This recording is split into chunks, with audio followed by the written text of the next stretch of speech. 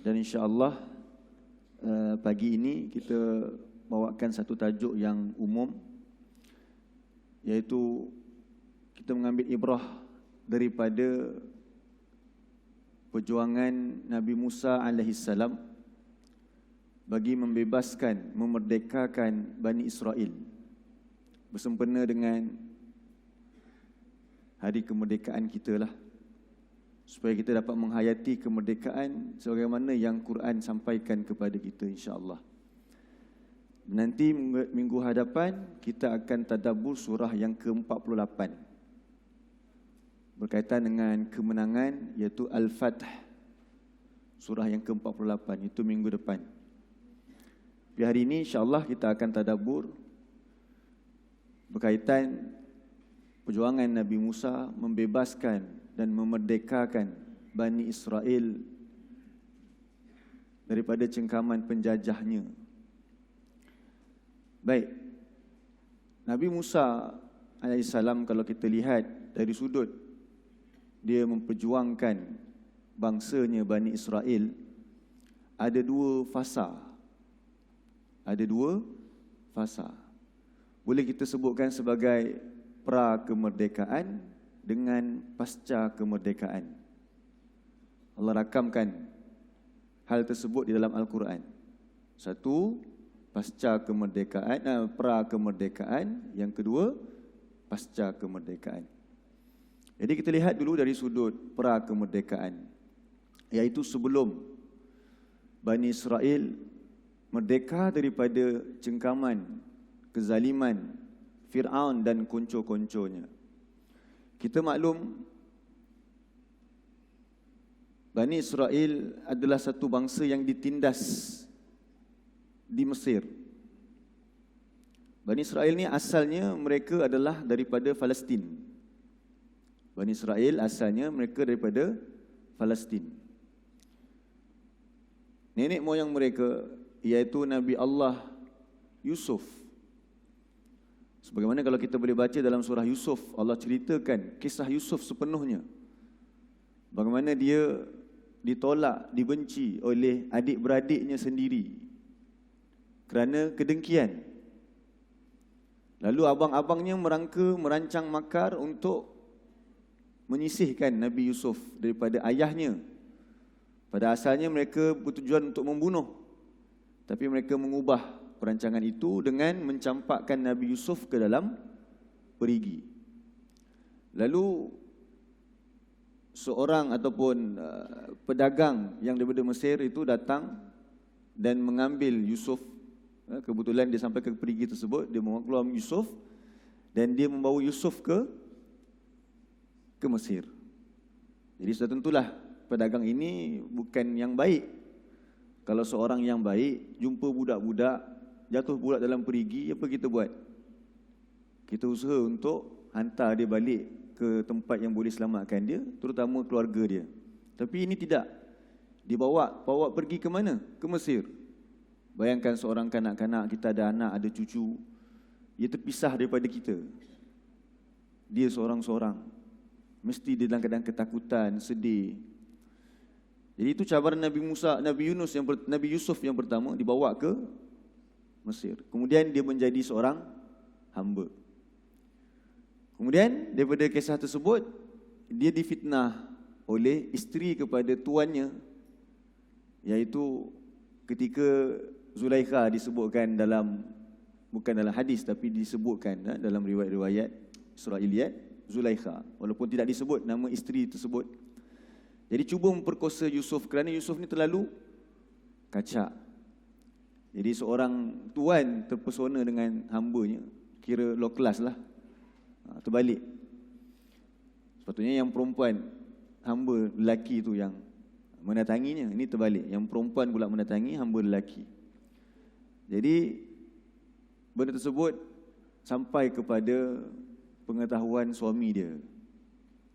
Jadi suami dia pun, macam mana keadaan bila kita tahu, na'udzubillah, seorang suami itu mengetahui isterinya curang. So kalau suami itu suami yang baik, dia akan melakukan tindakan kepada isteri. Tapi yang sebaliknya berlaku, yang diambil tindakan ialah Nabi Yusuf. Yang report tu, yang jadi mangsa tu yang diambil tindakan. Ini maksud dia apa dia? Dah tentu yang Aziz ni pun, ini adalah menteri yang ada masalah. Bukan isu menteri tapi dah dia tu Aziz tu menteri. Dah tentu sebab dia nak jaga reputasi dia. Isteri buat buruk, terpaksa cover isteri dia. Lalu dia penjarakan Nabi Yusuf. Kemudian berlaku dalam penjara Nabi Yusuf tu bertemu dengan dua orang lelaki yang Nabi Yusuf dakwah dia. Dan salah seorangnya selamat, dan dua-dua tu Nabi Yusuf takwilkan mimpi mereka, takbirkan mimpi mereka. Yang selamat itu Nabi Yusuf minta untuk dia bagi tahu dekat raja supaya bebaskan Nabi Yusuf, tapi lelaki tersebut terlupa. Sehinggalah berlaku peristiwa raja tersebut bermimpi. Kemudian ditanya kepada pengusaha-pengusaha siapa yang boleh takwil mimpi raja tersebut, iaitu 7 ekor lembu yang gemuk-gemuk dimakan oleh 7 lembu ekor yang kurus-kurus, 7 tangkai gandum yang hijau dengan 7 tangkai gandum yang kering. Jadi mereka mencadangkan Yusuf untuk mentadbir mimpi tersebut. Akhirnya Yusuf boleh mentadbir mimpi dengan baik sebab dia seorang Nabi.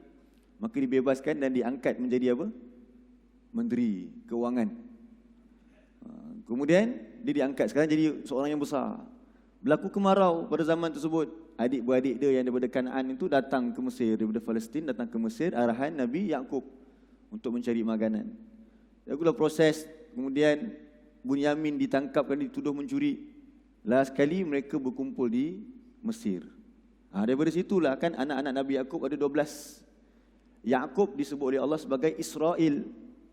Yaqub namanya adalah Israel. Bani maksudnya anak-anak. Anak Israel ada 12. Maka 12 itulah yang telah menempati Mesir setelah berlakunya hal yang kita sebutkan tadi. Berkembang biaklah Bani Israel di situ. Yang mana mereka sebenarnya bukanlah orang tersebut, bukanlah orang Mesir asal. Kemudian berlakulah zaman demi zaman lahir pemerintah ataupun Fir'aun dia, sultan yang zalim.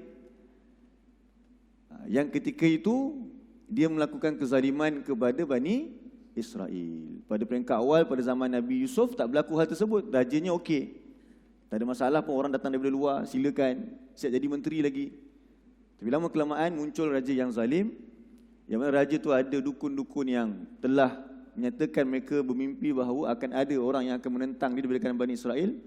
Maka dia menyuruh pembesar-pembesar dia untuk membunuh anak-anak lelaki Bani Israel. Bila bunuh anak-anak lelaki Bani Israel, jadi Bani Israel tak ada kekuatan.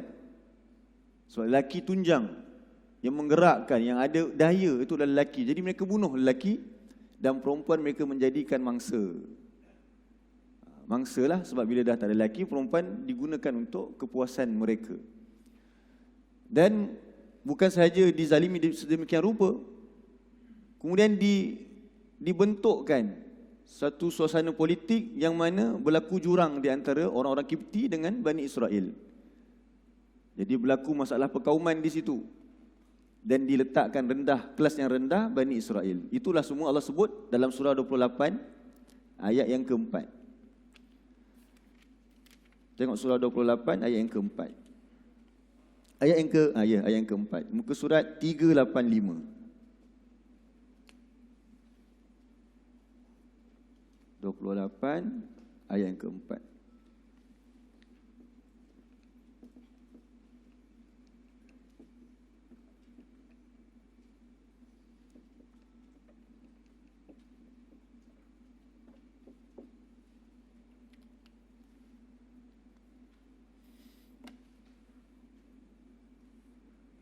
Ke surat 385.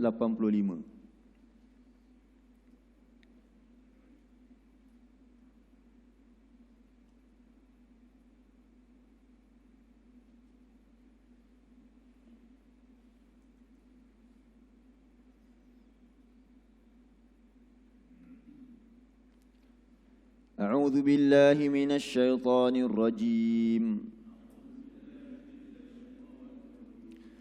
Inna fir'auna 'ala fil ardi wa ja'ala ahlaha syi'an yastad'ifu ta'ifatan minhum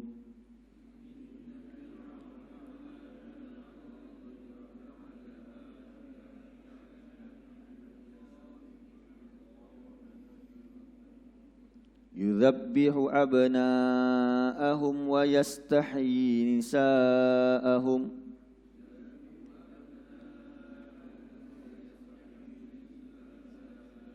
innahu kana minal mufsidin.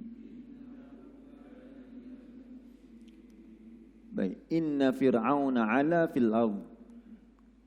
Sesungguhnya Fir'aun itu dia berlaku ala, meninggi diri, sombong, zalim, fil ardi, di bumi tersebut.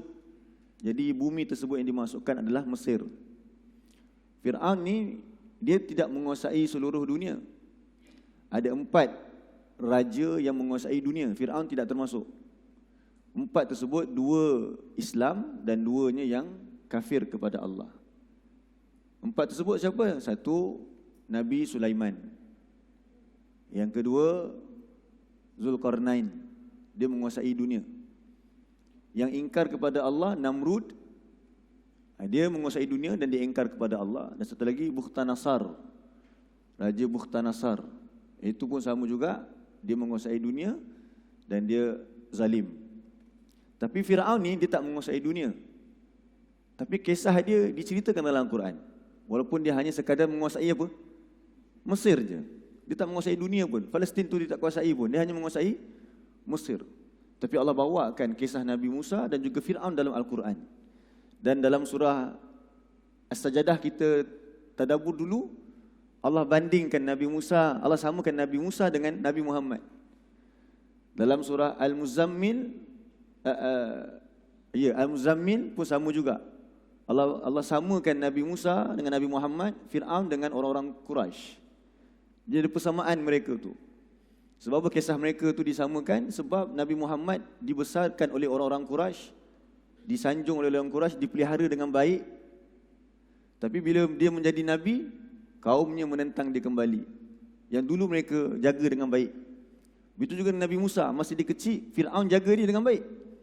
Tapi bila dia dewasa, dia menasihati Fir'aun, Fir'aun menentang dia.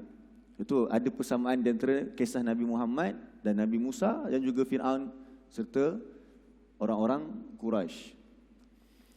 Jadi Fir'aun ini dia hanya menguasai Mesir. Jadi maksud al-ardi itu bukan bumi. Ardi kat situ itu ialah bumi itu. Dia spesifik. Kan dalam Quran Allah sebut apa? Dalam ayat yang keempat ni, inna fir'auna ala fil ardi. Sesungguhnya Fir'aun itu melakukan sewenang-wenangnya di muka bumi. Muka bumi kat situ maksudnya Mesir je. Bukan sampai ke Eropah, tidak. Afrika Utara yang sebelah-sebelah sana pun tidak. Dia Mesir saja. So al-ardi kat sini dia spesifik. Bukannya maksud ardi itu seluruh bumi. Yang menguasai seluruh bumi macam saya sebut tadi ada 4 saja. Yang zalim ialah Bukhtanasar dan juga Namrud. Itu. Fir'aun tak termasuk. Tapi kisah Fir'aun diceritakan banyak kali dalam Al-Quran.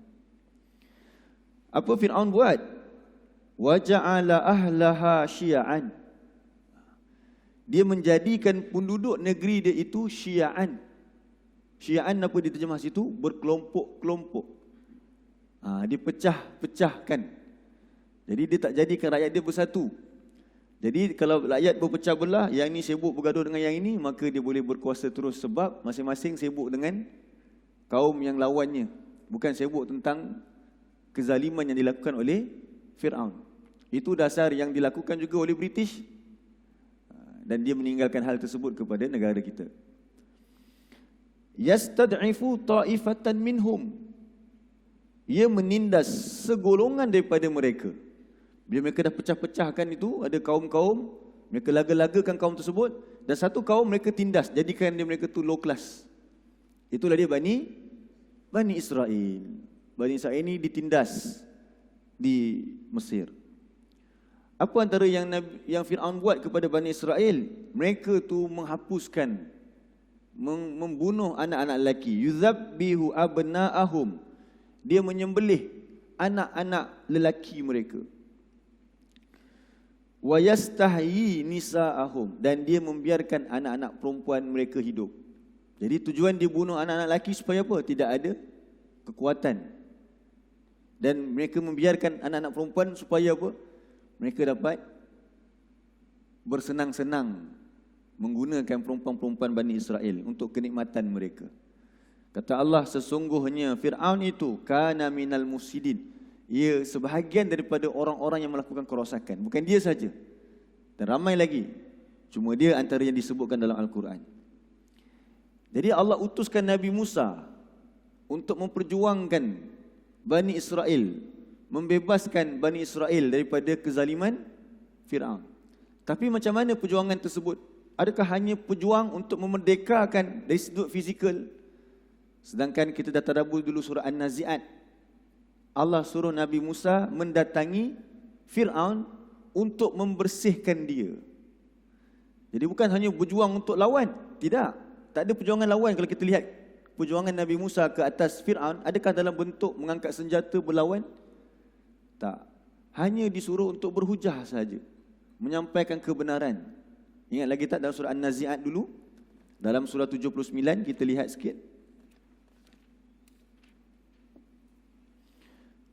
Ayat yang ke-15, surah 79 ayat 15.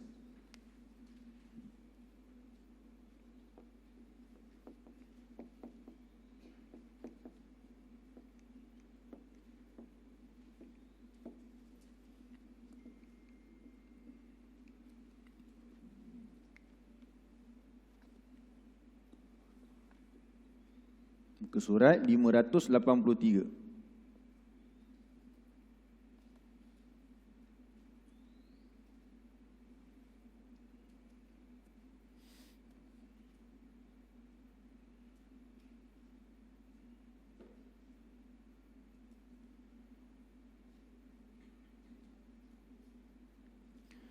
A'udzu billahi minasy syaithanir rajim.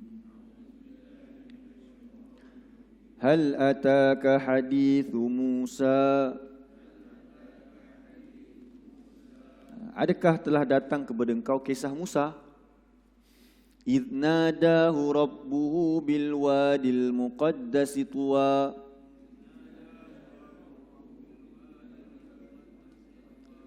Tatkala Tuhannya menyeru kepadanya di lembah yang suci, di lembah tua, idhhab ila fir'auna innahu tagha.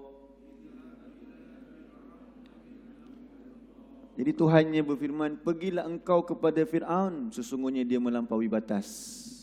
Jadi ini perjuangan Nabi Musa. Perjuangan Nabi Musa bukan semata-mata memperjuangkan bangsa dia. Tidak. Nabi Musa memperjuangkan sebagaimana Allah perintahkan. Bukan perjuangan bangsa, tetapi perjuangan yang diperintahkan oleh Allah. Untuk apa? Fakul hallaka ila an tazakka wa ahdiyaka ila rabbika fatakhsha. Maka katakanlah kepada dia, adakah engkau mahu menyucikan diri engkau? Jadi Musa disuruh untuk apa? Dakwah kepada Fir'aun. Tanya dekat dia, kok dia ni nak membersihkan jiwa dia, walaupun dia zalim, Allah nak bagi peluang juga. Wa ahdiyaka ila, kalau engkau nak berubah, aku akan tunjukkan kepada engkau Tuhan engkau. Aku akan bimbing kau. Musa kata kepada siapa? Fir'aun. Aku akan bimbing kau untuk mengenal siapa Tuhan kau, maka engkau akan jadi orang yang takut kepada Tuhan. Jadi engkau tak akan melampaui batas lagi. Tapi apa berlaku? Di sebaliknya. Adakah Fir'aun menerima dakwah Nabi Musa? Tidak sama sekali. Bahkan dituduh macam-macam Nabi Musa. Dan lepas tu kita tahu bagaimana yang berlaku. Berlakulah perdebatan, perlawanan Nabi Musa dengan ahli sihir Fir'aun. Nabi Musa menunjukkan mukjizat ni yang besar, iaitu tongkatnya yang berubah menjadi apa? Ular. Tapi bagaimana keadaan Fir'aun? Adakah dia beriman setelah melihat mukjizat? Tetap dia ingkar. Jadi akhir sekali apa yang berlaku? Apabila ahli sihir pula yang masuk Islam, murkalah Fir'aun. Jadi Fir'aun perintahkan untuk tangkap Musa dan Bani Israel, dan mereka dikejar. Sampailah mereka lari, sampailah ke jalan mati, iaitu ke Laut Merah. Depan mereka laut, belakang mereka adalah Fir'aun dan juga kuncu-kuncu dia. Apa yang berlaku? Allah selamatkan. Okey, surah 2 ayat 50. Surah 2 ayat 50. Ini tadi sampai ayat 19. Sekarang surah 2 ayat 50. Allah kurniakan kemenangan. Tengok, nak dapat kemenangan syarat dia ikut yang Allah perintahkan. Jadi surah 2 ayat 50, Allah kurniakan kemenangan ke atas Musa sekaligus Bani Israel.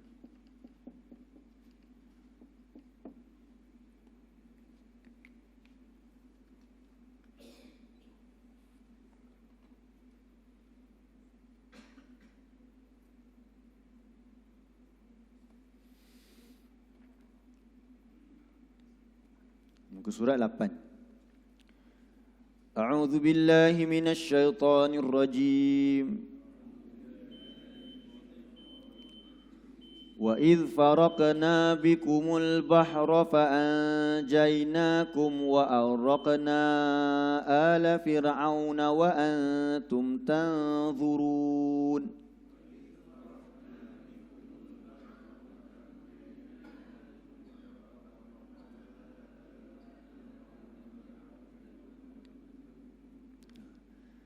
Dan ingatlah tak kala ketika kami membelah laut untuk kamu. Siapa kamu kat sini? Bani Israel. Laut tersebut adalah Laut Merah. Fa'anjainakum, lalu kami selamatkan kamu dengan menjadikan kamu boleh menyeberangi laut tersebut. Jadi 12 pecahan daripada Bani Israel itu dapat selamat daripada Fir'aun. Kemudian wa'aghraqna, dan kami tenggelamkan ala Fir'aun, pengikut-pengikut Fir'aun. Dalam keadaan bagaimana? Wa antum tanzurun, dalam keadaan kamu sendiri menyaksikan dengan mata kepala kamu bagaimana Allah matikan mereka di dalam laut tersebut. Jadi merdekalah Bani Israel daripada siapa? Fir'aun.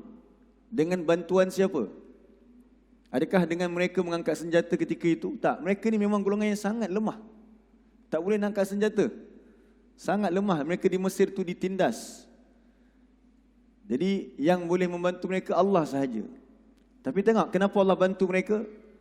Sebab Musa mengikut perintah Allah. Nabi Musa disuruh oleh Allah untuk mendekati Fir'aun, dia pergi dan menasihati Fir'aun dengan yang hak. Jadi Allah datangkan kemenangan sebab mereka menentang al-haq. Jadi ini kemerdekaan yang berlaku. Jadi tak ada apa isu besar sangat. Kita tengok kisah perjalanan ini simple je. Walaupun mungkin masanya panjang, tapi simple, iaitu Nabi Musa disuruh untuk dakwah siapa? Fir'aun. Kemudian Nabi Musa sendiri yang berlawan dengan ahli sihir Fir'aun. Kemudian Allah bebaskan Bani Israel sekali. Jadi kemerdekaan ini didapati dengan mudah. Maksud saya mudah itu ialah tanpa Bani Israel tu berjuang, berperang, tak ada macam tu. So itu pra kemerdekaan. Tetapi sebenarnya yang lebih sulit, yang menjadi lebih masalah kepada Nabi Musa ialah pasca kemerdekaan dia. Pasca kemerdekaan.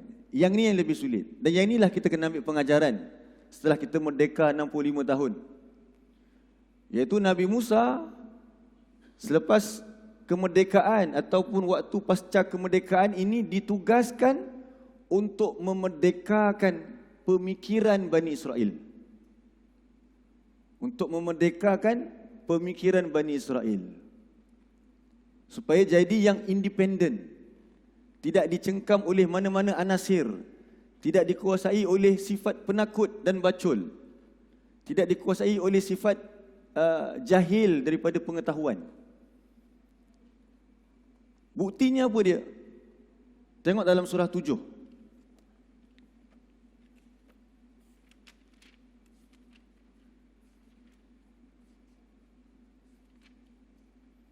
Ayat 138.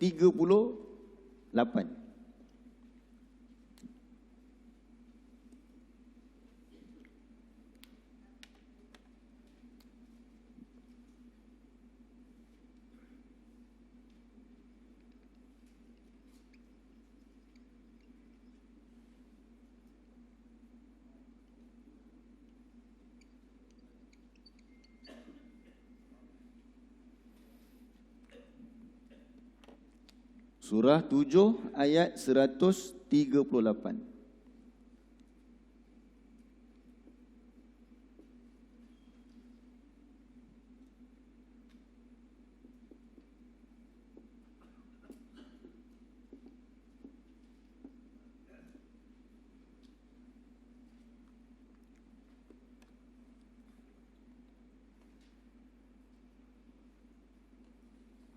Muka surat 167.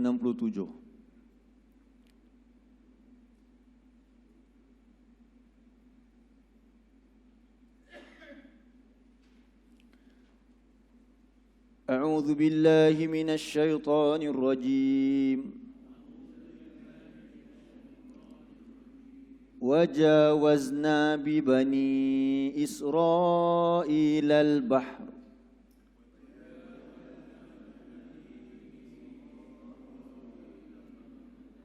فأتوا على قوم يعكفون على أصنام لهم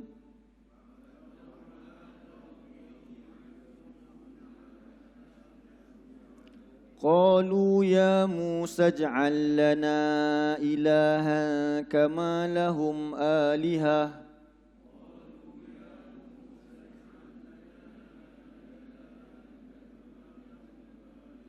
قال إنكم قوم تجهلون.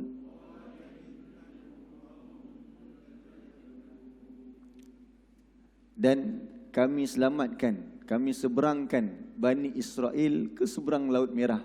Jadi kisah tadilah.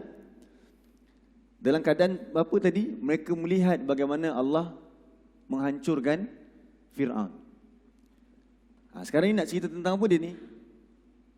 Mereka dah merdeka secara fizikal dah.